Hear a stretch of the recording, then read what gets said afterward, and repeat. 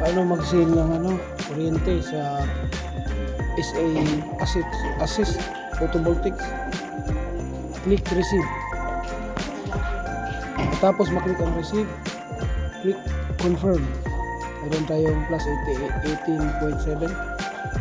Tapos diretso na kayo doon sa back kayo dito. Punta kayo sa history. Yan, nakikita nyo magko-color orange, nakabagsak yung number 7. Pindutin lamang yung get electricity. Tapos mapindot, ayan, i-confirm natin. Meron tayong 91.15 kilowatt. I-confirm yan. Punta tayo sa powerhouse. Ito, powerhouse icon. Click. At the same time, isunod natin pag pindot yung sell electricity. Tapos, ang kasunod dito, click max.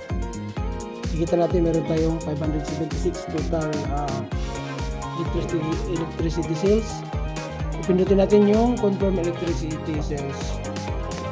Ayan po. Ayan, sa inyo na po kung i-screenshot nyo or hindi. Pwede rin i-screenshot. Ayan. Tapos back. Automatic. Pindutin ulit yung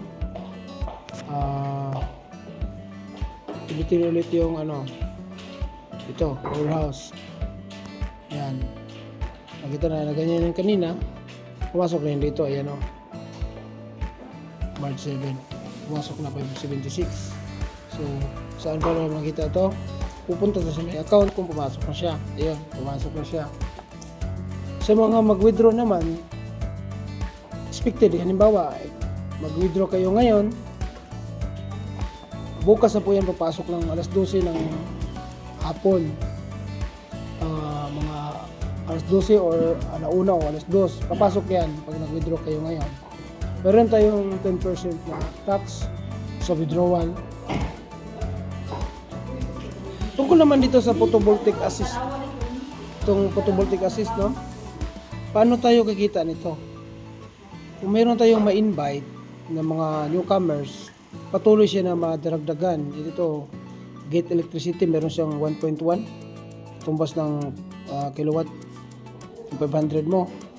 Tapos makikita natin na mayroong 2 days na lang ako.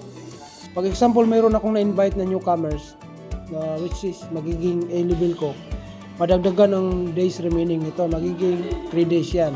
Mayroong 5, di magiging yan, 7 yan. Ganyan, magiging 8. Ganyan. E kung mayroon kayong ma-invite sa isang araw na 3 tao, o 5 tao, 10 tao, patuloy yan madadagdagan.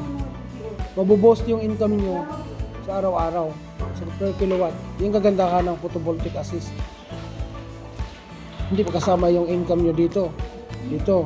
Lagi natin titignan kung naka-orange, ibig sabihin, hindi pa nakuha natin yung kuryente natin. Sayang naman kung mapurpit. Kaya maging responsible tayo sa pag-kulik ng ating income sa daily para hindi tayo mawalan ng earnings. Ito nga yung rason kung bakit tayo pumasok sa SA, dahil gusto natin kumita para sa ating mga anak. Ganun lang po. Mag-recharge, kung wala kayo nito, maaari kayong mag-rental ng photovoltaic assist. Pwede kayong kumuha nito. Titignan nyo lang yung check more sa mga nais nyo na magrenta. Hindi kayo sa budget, merong 888. Titignan nyo, check more nyo. Tignan nyo kung magkano, ilang araw. Hanggang sa maiipon yan, kahit may 3 lang kayong generator, ayos na yun. Kahit may 200 ka lang daily earnings araw-araw, tapos mag-invite ka, ayos na yun. Laking tulong na yun. Kasi ako nung nag-umpisa ako, talaga, hindi sa talagang 9 pesos lang kinikita ko. Yan, makikita natin yan dito, Yan, February 2. Sabayan nyo lang ng invite, wala namang mawawala. Dahil ikukwento nyo lang naman yung naranasan nyo sa company sa SA Technology mula nung sumali kayo. Anong pagbabago? Talaga nakakatulong, kumikita talaga. Kayaan nyo na yung mga taong nag-iisip ng negatibo kung ano yung sinasabi nila. Meron pa tayong team income. Kailan ko na natanggap yung team income na yan? 3 beses na. Sa 15, meron tanggap ko ng team income. Meron akong sa 15, ayan po, dalawa pansin nyo, February 12, February 15. Merong 117.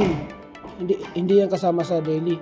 Pagka February 25, meron akong Magkano? 540. Yung daily ko, 297.